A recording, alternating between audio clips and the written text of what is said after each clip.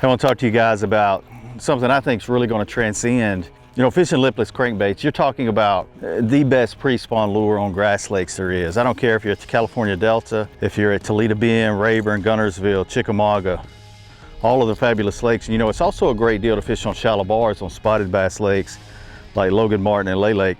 But this right here is a new lure. It's a heavy Z, and if you can see, it's in the traditional half-ounce body size, but this is a full 3/4 ounce. If you think about using a 3/4 ounce lipless crankbait, no matter what company it is in the industry, you're going up in size. You're going up to a lure that's a bigger body, so the buoyancy is going to lift it up.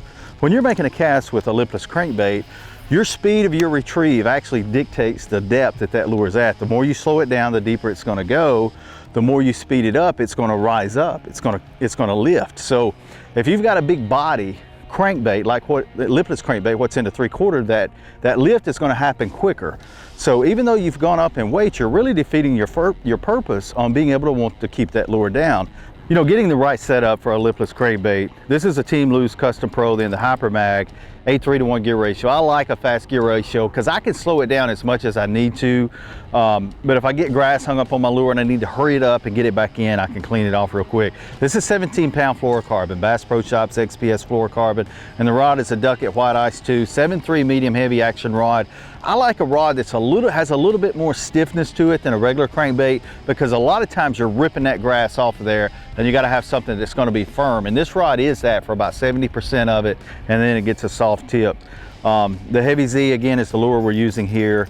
This is the bone white color, one of my favorite colors in this line.